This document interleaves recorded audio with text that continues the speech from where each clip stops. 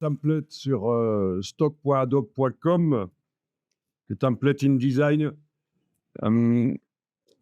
Et ce qui a été téléchargé, ce sont des points INDT. Donc, pour l'instant, on n'a pas encore vu ce genre de format. On a eu le INDD, le format natif de InDesign. On parle de format natif quand c'est le format normal du logiciel, hein. PSD pour Photoshop, AI pour Illustrator, tout ça, c'est ce qu'on appelle les formats natifs. Et on a eu le IDML, InDesign Meta Language, pour pouvoir ouvrir des documents d'anciennes versions. Mais là, c'est nouveau, c'est le INDT. Donc, T comme template, comme modèle. Et alors, ce qui se passe, c'est que quand on ouvre un template, il ne s'ouvre pas vraiment, c'est une copie qui s'ouvre. Donc, impossible de modifier le template. C'est une sécurité. Donc, il est très facile de faire vous-même des templates dans InDesign. Si vous faites un nouveau document, j'y vais rapidement ici, vous n'êtes pas obligé de le faire. Je vous montre un nouveau document dans lequel je mettrai des choses déjà, une structure, parce que je veux le réutiliser plusieurs fois en changeant le contenu. Donc, je pourrais mettre des blocs images, des blocs texte, etc. Voilà, des blocs images. C'est vrai que ce serait intéressant que vous le fassiez malgré tout. Allez-y, faites un nouveau document. Ici, j'ai fait un format lettre verticale. Bon, on va mettre des images, par exemple une colonne de plusieurs images carrées petites sur la gauche de la page. On va dire que ça va être le début de mon modèle de document que je vais devoir réutiliser souvent. Et à un certain moment, je vous montre déjà, mais il n'y a pas besoin de le faire maintenant, vous enregistrerez au format modèle et ça vous fera un INDT.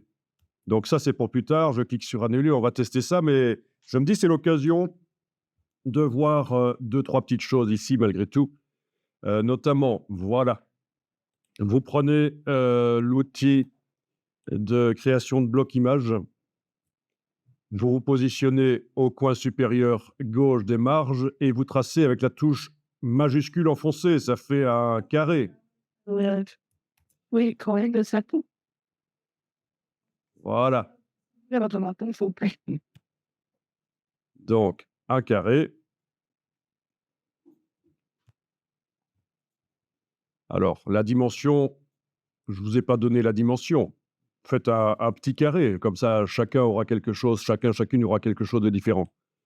Bien sûr, il serait possible, après avoir tracé le carré, d'aller modifier sa largeur, sa hauteur ici, peut-être même en mettant la chaîne, comme ça il y a besoin de modifier qu'un des deux, puisqu'il est déjà carré. J'ai pas besoin de modifier les proportions. Ou alors, comme dans Illustrator, avec l'outil, si on clique, juste cliquer, on peut aussi indiquer les dimensions. Mais là, je ne le fais pas. Et l'essentiel, c'est d'avoir un carré qui est prévu pour contenir une image. Donc, il a les diagonales, c'est une convention, on l'avait dit, pour montrer que ça va contenir les images. Avec la flèche noire, vous allez enfoncer la touche Alt, la garder enfoncée et déplacer le carré. Si on veut qu'il se déplace parfaitement à la verticale, ben déjà, il se colle aux marges, mais une sécurité en plus, c'est d'enfoncer la touche Shift pendant le déplacement. Comme ça, il se déplace sur les axes, soit horizontal, soit vertical, peut-être à 45 degrés aussi. Oui, à 45 degrés aussi. Il y a un axe à 45 degrés. Mais là, ce qui nous intéresse, c'est de le déplacer verticalement. Voilà. Et vous pouvez lâcher le bouton à souris, puis la touche Alt et Shift si vous l'aviez enfoncé. Alors, est-ce que les repères commentés sont enclenchés chez vous dans le menu affichage, grille et repères? Repères commentés, normalement, c'est enclenché. Oui. Donc ça peut servir si je veux mettre un troisième carré à la même distance qu'il y a là entre les deux carrés. Touche Alt, je déplace et à un certain moment, vous avez ceci, la petite flèche verte qui vous indique même distance. Et ça, c'est pratique. J'annule pour vous remontrer un peu mieux peut-être. En ayant zoomé un peu en arrière, voilà. Voilà, même distance. On lâche le bouton à souris, puis Alt et Shift. Voilà, voilà.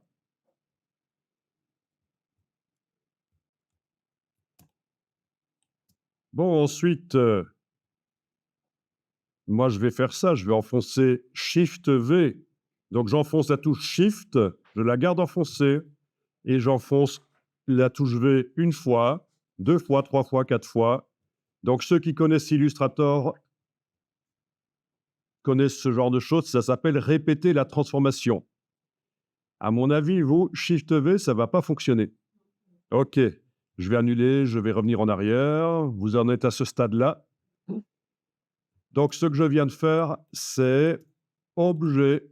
Je l'ai fait par un raccourci clavier, mais vous pouvez le faire maintenant par le menu. Objet, répéter la transformation. Répéter la transformation. Et alors, la différence par rapport à vous, c'est que moi, j'ai Shift V comme raccourci. Ça, c'est parce que vous avez des versions piratées et moi, j'ai une version officielle. Donc, mais non, c'est pas du tout pour ça. C'est juste parce que moi, j'ai fait précédemment le raccourci. C'est intéressant. Quand on doit aller souvent dans un item de menu et qui n'a pas de raccourci, on peut se le créer. Donc, je vais vous montrer comment vous pouvez vous le créer, bien sûr. Donc, il y a l'éditeur de raccourcis dans tous les logiciels Adobe. Il y a l'éditeur de raccourcis pour se faire des raccourcis dans le logiciel Adobe. Donc, répéter la transformation, si j'y vais par le menu, vous aussi, ça fonctionne. On est d'accord. Bon, ben, moi, mon raccourci est déjà fait et j'ai choisi un raccourci qui n'est utilisé ni par InDesign, ni par le système d'exploitation, dans ce cas-ci macOS. Et si on était sur Windows, ce serait Windows, évidemment, parce que c'est ça. Si vous attribuez un raccourci, si vous tentez d'attribuer un raccourci à un item de menu dans un logiciel Adobe et qu'il est déjà utilisé dans le logiciel par autre chose, ça ne va pas être possible, il va vous le dire. Mais il ne va pas vous dire que c'est utilisé par Windows ou par macOS. Et ça, c'est problématique. Parce que quand vous ferez le raccourci, ça va peut-être enclencher le système d'exploitation, macOS ou Windows, et pas le logiciel Adobe. Donc, il faut y faire gaffe. Il n'y a pas de solution, il faut tester. Bon, les éditeurs de raccourcis clavier, c'est dans le menu Édition, raccourcis clavier.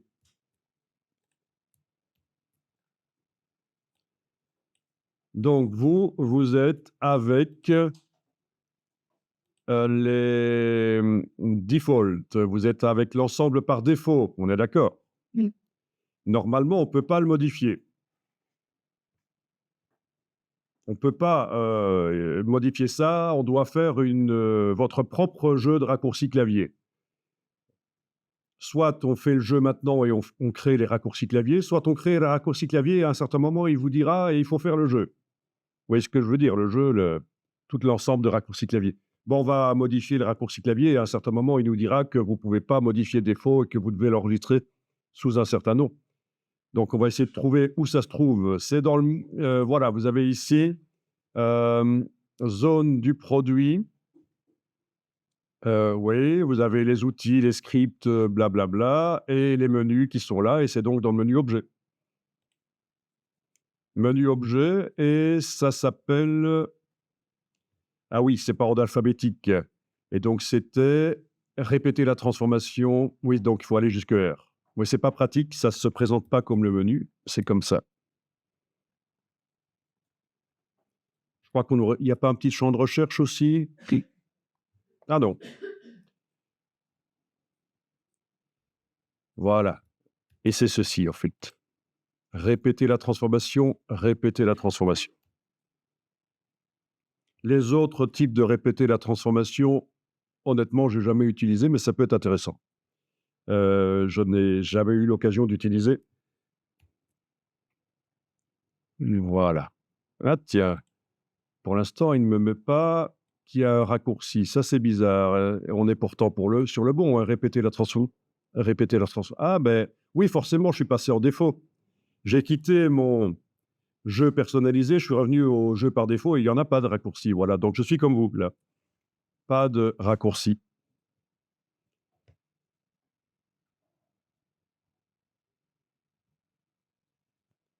Bon, un peu plus tard, on verra qu'on peut imprimer ça, tous ces raccourcis comme aide-mémoire, les avoir sur papier. Mais ici, on va attribuer les raccourcis. Donc, vous avez ça qui est activé. Vous avez le raccourci ici, il n'y en a pas, mais vous allez faire Shift V, non attribué. Vous faites en fait ce que vous voulez. N'importe quel raccourci tant qu'il n'est pas attribué. Donc, typiquement, on utilise les touches de fonction. Sur le Mac, commande Shift Option. Donc, commande Shift Option sur le Mac. Contrôle Shift Option sur le PC. Plus des touches au clavier ou des numéros. Donc, des combinaisons de ces touches-là. Une ou deux ou trois de ces touches de fonction avec une touche au clavier. Typiquement, c'est un raccourci utilisable.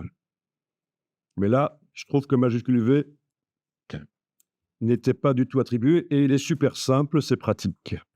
Vous voyez ce que je veux dire, hein? Si j'enfonce ces trois touches de fonction et V en même temps, voilà ce que ça me fait.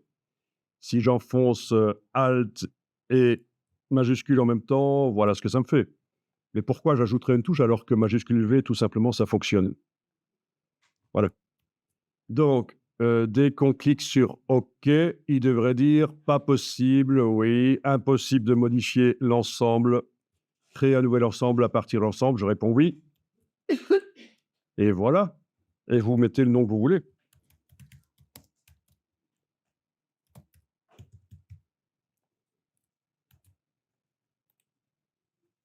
Du coup, donc, dans objet répéter la transformation, vous avez le raccourci. Donc ça, c'est super pratique. Ajouter des raccourcis aux items de menu qui n'en ont pas et que vous devez souvent utiliser. Alors, pour ce qui est des raccourcis clavier, j'y retourne. Si on demande afficher l'ensemble, qu'est-ce qu'il va nous dire? Oui, maintenant, donc, je suis sur mon ensemble à moi, celui que je viens de faire. Je ne suis plus sur l'ensemble par défaut. Afficher l'ensemble, le voilà. Et ça, c'est imprimable. Ça, c'est ouvert dans TextEdit, c'est imprimable. C'est pas sexy du tout. Il est possible de lui donner un aspect un peu plus intéressant. Est-ce qu'il y a d'autres moyens de récupérer ça plus facilement?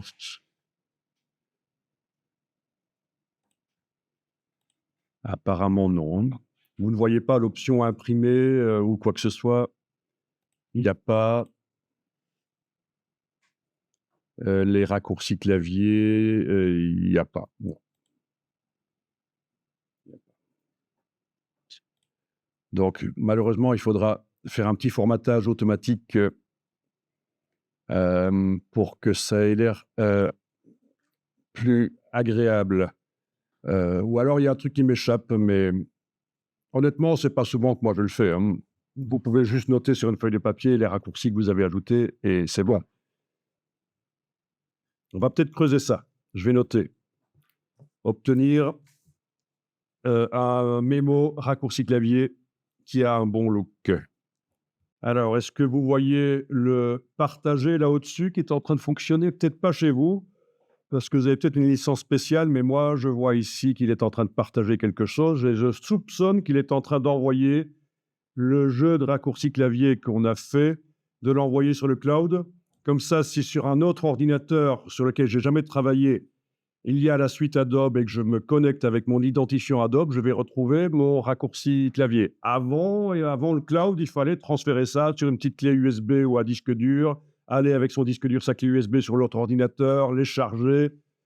C'était complexe, mais maintenant, ça peut être centralisé dans le cloud. Par contre, il met pas mal de temps pour le faire. À mon avis, il y a des problèmes d'accès au cloud. C'est pas très grave. Bon. Tiens, si on clique sur partager. Bon, c'est pas grave. Mais je soupçonne que c'est ça, il est en train d'envoyer la personnalisation InDesign sur le cloud. Bon, ça c'est pratique, donc l'éditeur de raccourcis clavier dans les logiciels Adobe. Mais si vous avez un logiciel qui n'a pas d'éditeur de raccourcis clavier et vous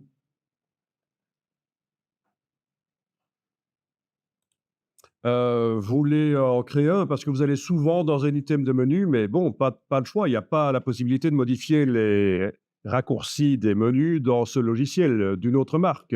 Par exemple, TechSmith ou un autre logiciel d'une autre marque. Ben, il y a une solution malgré tout. Donc, je vous la donne parce que c'est quand même super utile et je vais vous donner la version Mac puisque je suis sur un Mac, mais ça marche aussi sur Windows. Il est aussi possible sur Windows de créer des raccourcis dans les logiciels où ce n'est pas normalement prévu. Donc, vous allez sur le menu pomme dans les réglages système.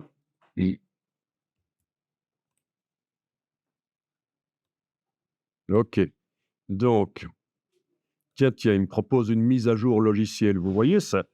Moi, je suis jamais très pressé de mettre à jour l'OS, hein, parce que après, ça crée des problèmes. D'abord, avant de faire une mise à jour de l'OS du système d'exploitation, il faut faire un backup de tout avec une image disque ou avec Time Machine sur le Mac. Mais en tout cas, il faut toujours, avant de faire une mise à jour, sauvegarder, on ne sait jamais. Deuxièmement, les mises à jour, j'ai choisi qu'elles ne se passent pas de manière automatique, mais de manière manuelle. Comme ça, c'est moi qui choisis quand je fais la mise à jour. Je suis avec un OS qui date d'il y a peut-être 6 mois, 1 an, actuellement, hein. Donc, je ne suis pas avec le dernier, vous voyez. Et ça évite les catastrophes qu'on a régulièrement dans les conférences. Un conférencier qui vient et qui commence à parler, puis mise à jour Windows. Ça, c'est typique, c'est classique. Vous connaissez ça. Ben, il faut désactiver les mises à jour automatiques, que ce soit sur Mac ou sur PC. Donc, j'en profitais juste parce qu'on était là pour vous parler de ça, vous faire remarquer que moi, je ne suis pas super pressé de faire les mises à jour de l'OS, hein.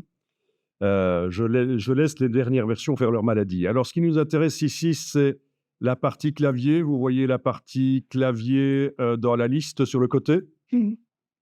Si vous êtes avec un OS plus ancien, ça va se présenter différemment, mais là, on est tous avec un OS quand même relativement récent, donc on a les choses à peu près comme ça. Ici, vous avez raccourci clavier. Voilà. Et là, vous avez dans la liste les raccourcis clavier pour différentes choses, modifiables si on veut. Mais ce qui nous intéresse surtout, si vous voulez mettre un raccourci clavier dans une application qui n'est pas Adobe, c'est d'aller dans raccourci de l'application aussi. Voilà. Et alors, vous aurez la possibilité de cliquer sur le petit signe plus pour aller choisir une application qui est installée chez vous. Vous voyez que chez moi, j'ai une belle collection et encore, j'ai fait du nettoyage. Il faudra choisir l'application. Il faudra choisir, indiquer le nom du menu. Saisissez le nom exact de la commande de menu. En fait, oui, la commande de menu. Ce n'est pas le nom du menu, c'est le nom de la commande de menu. Et puis, il faudra choisir le raccourci clavier. Voilà. Moi, je l'ai déjà fait. Là, je clique sur annuler. Je l'ai déjà fait pour un des logiciels que j'utilise, Camtasia. Pour l'item de menu qui s'appelle paramètres du projet, vous voyez que j'ai même mis les 3 petits points. Et je lui ai attribué un raccourci clavier parce que c'était super ennuyeux. C'est quelque chose que j'utilise plusieurs fois par jour. Et si je ne fais pas ça, je suis obligé d'aller dans le menu plutôt que d'utiliser simplement le raccourci commande et point d'exclamation. Voilà. Donc, super intéressant à connaître. De toute façon, en informatique, il y a une règle. Si vous faites un truc répétitif, une action répétitive et ennuyeuse, que ce soit dans n'importe quel logiciel, vous faites un truc vraiment, ça vous ennuie, c'est long, mais il faut arrêter tout de suite de le faire.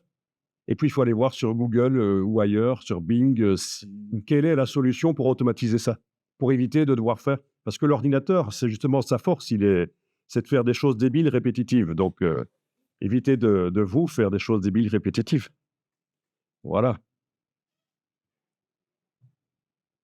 Donc, optimiser le travail, là, le gros mot, productivité. Excusez-moi, ça m'a échappé, productivité. Donc oui, c'est possible de le faire. Après, il faut peut-être le garder pour vous. Parce que le monde de l'entreprise est particulier quand même. Ça dépend des boîtes. Il y a beaucoup de boîtes où c'est assez particulier et contre-intuitif. J'ai quelqu'un qui m'a expliqué un jour qu'il avait trouvé un système pour que son process, ce qui lui prenait 7 heures sur la journée, il avait réussi par automatisme à le faire en 30 minutes. Donc, qu'est-ce qu'il a fait? Naïf. Il est allé le raconter à son patron, enfin, son chef de service, qui n'est pas le grand patron, évidemment, mais son chef de service. Ah, voilà, on peut faire le truc en 30 minutes au lieu de 7 heures. Génial. Qu'est-ce qui s'est passé? Le chef de service lui a interdit d'utiliser ça. Interdit. Et ma foi, Tu oublies tout de suite ça. Tu n'en parles à personne. Tu vas tuer l'emploi. Ah ben oui. Les automatismes. Voilà. Et donc, ils étaient tous en train de faire un truc pendant 7 heures au lieu que ça dure 30 minutes. Bon, bah, ça ne va pas nécessairement tuer l'emploi, quoi. Ça prend 30 minutes et puis après, tu as 6h30 pour faire autre chose de plus intéressant, quoi. Ouais, voilà, mais donc, oui, c'est contre-intuitif, hein. Le monde de l'entreprise, c'est très particulier. Heu, la logique ne s'applique pas toujours. Voilà. On dit aussi que si vous êtes trop performant dans votre créneau, dans votre boulot, vous n'allez pas évoluer vers heu, le sommet de la hiérarchie parce que vous êtes trop bon là où vous êtes, on ne va pas vous bouger de place. Voilà.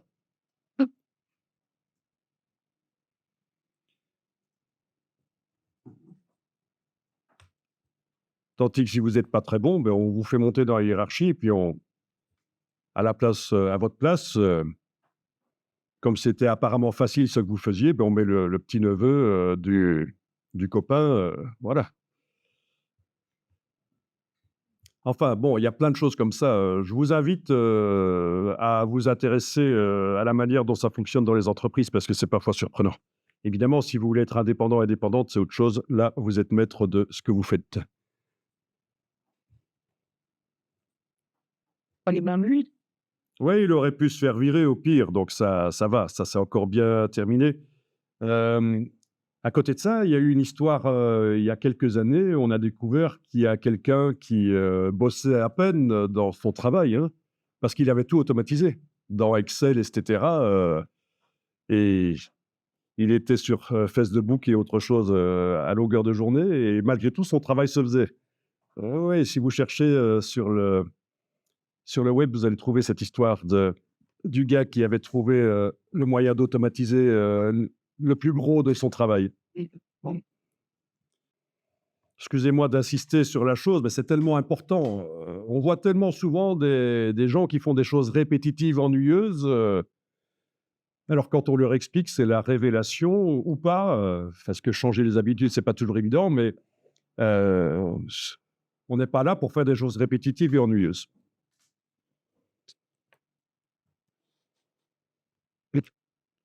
Dans le milieu de l'entreprise, et de la formation, il y a cette histoire, de la tâche qu'on demande à accomplir, à 2 personnes. Il y a un geek et il y a une personne qui est non geek.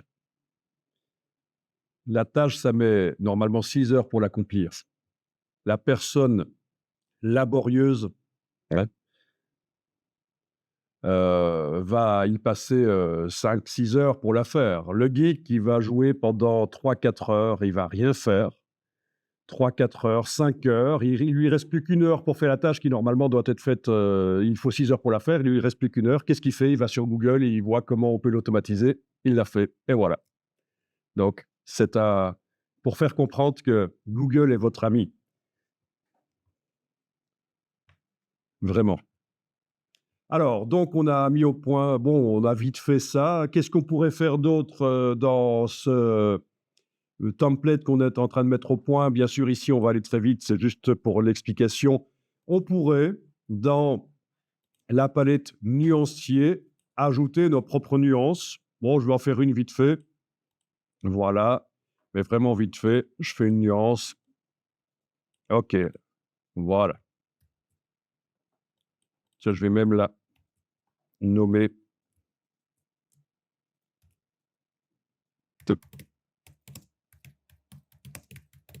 Voilà.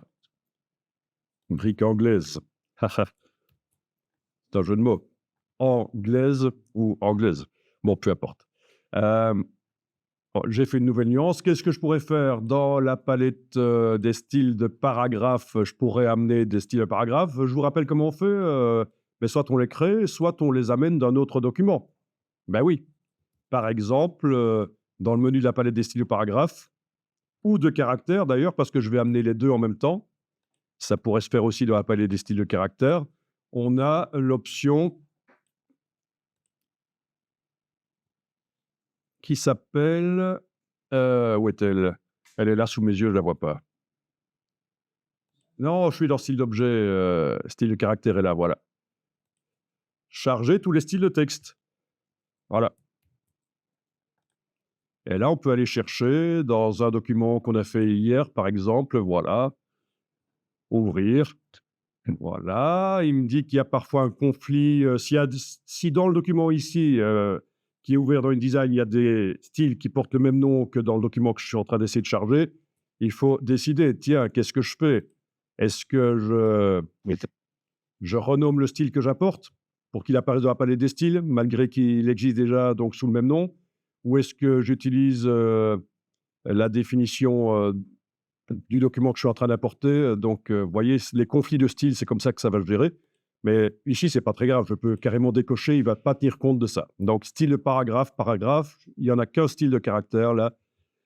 Et voilà, OK, très pratique. Il a même importé le regroupement que j'avais fait sur body text. Style d'objet, c'est la même chose. Enfin, il y a plein de choses qu'on peut charger dans ce template de départ. Donc, style d'objet, c'est charger les styles d'objet, oui, oui. Charger les styles d'objet, ben, je vais aller les chercher aussi, voilà.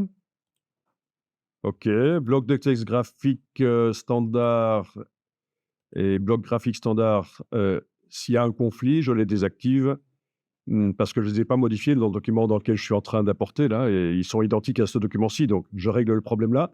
Par contre, bloc 3 colonnes, il n'existe pas dans ce document-ci. Maintenant, il existe, et cetera. C'est valable pour tout, donc on personnalise. Et à un certain moment, on va donc enregistrer le document ici en tant que template. Les calques, tout ça aurait pu être modifié. Donc, fichier enregistré sous. Et typiquement, on peut faire un template au départ d'un document qui est déjà mis en page aussi, hein. Voilà, donc fichier enregistré sous. Et là, je vais l'enregistrer dans un dossier que je vais créer pour aujourd'hui. Donc, jeudi.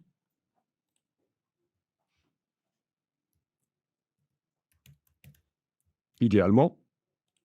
Et je vais l'enregistrer au format Model InDesign. Voilà.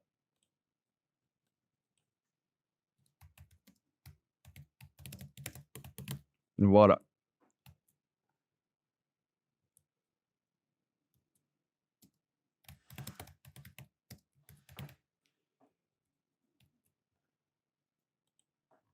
Voilà, c'est enregistré au format INDT. Et donc, si je le ferme et que je tente de l'ouvrir, eh bien, en fait, ce n'est pas le document qui va s'ouvrir, c'est une copie. Donc, fichier ouvrir, et je vais le chercher là où je l'ai mis. Voilà. INDT, j'ouvre. Le voilà. Mais sur la barre de titre, on voit que c'est une copie qui s'est créée, en fait, qui n'est pas encore enregistrée nulle part. C'est pour ça que si je fais des modifications, je n'ai pas l'option fichier version précédente. Elle est inaccessible parce qu'il n'est pas enregistré sur le disque dur. Il n'a jamais été enregistré. Donc, très pratique. Alors, techniquement, il est possible de mettre ses propres modèles dans fichiers nouveaux, documents, de les retrouver ici, en fait. En plus des modèles proposés par InDesign. On pourrait retrouver nos propres modèles, mais ça n'a pas un grand intérêt. Il faut aller les déposer à un endroit dans le dossier de InDesign. Dans le dossier d'application de InDesign, il faut aller les mettre dans un dossier spécial et puis ils apparaîtront ici dans Fichier, Nouveau document. Mais franchement, démarrer du modèle qui est sur le disque dur, double-cliquer sur lui, c'est bon. Donc, on retrouve bien sûr la couleur, les styles d'objets, de paragraphes, de caractères, etc. Tout ce qu'on a prévu, on le retrouve. Prêt à être modifié. Alors justement, donc les modèles que vous avez téléchargés du site de Adobe hier sont... vous les avez. Moi, je les ai déjà ouverts. Vous avez vu, ils sont déjà ouverts dans InDesign et comme prévu, ils portent tous le nom sans titre et vous savez maintenant pourquoi. Parce que c'est une copie qui s'est ouverte. Shift tabulation, je vais me débarrasser des palettes sur le côté. Alors voilà, quand vous êtes en affichage normal, vous avez parfois du texte, le faux latin, le lorem ipsum, il est surligné. Si vous avez dans édition orthographe enclenché, la vérification orthographe dynamique, donc clairement, ce n'est pas le bon texte qui est indiqué. Donc, je vais aller voir dans la palette des styles de paragraphes et à mon avis, c'est la même chose pour tous les documents. Donc, peut-être pas tous. Mais pour pas mal de documents, ça va être la même chose.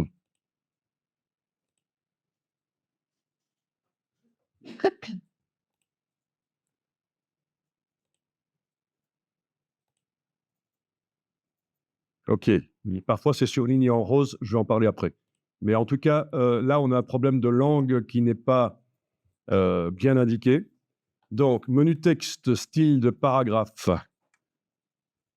Il y a plein de styles de paragraphe, c'est très mal foutu, on ne sait pas à quoi ça correspond. Voilà, on récupère le modèle chez Adobe, mais c'est pas génial. Dommage qu'on ne sait pas le voir avant d'acheter le modèle. Quand c'est un modèle qu'on achète, ce serait bien quand même de voir qu'il n'est pas très, très bon. Avec le curseur, avec l'outil texte, si je mets le curseur dans le paragraphe, je vois que c'est le style paragraphe 2, dans ce cas-ci. Vous, c'est peut-être autre chose, évidemment.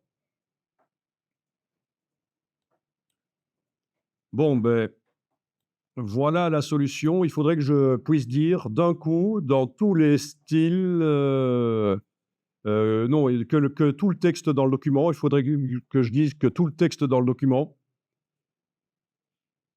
c'est il n'y a aucune langue en fait, c'est du lorem ipsum, donc c'est pas de l'anglais. D'ailleurs, quelle est la langue qui est normalement indiquée là, pour qu'ils me disent que le lorem ipsum est faux?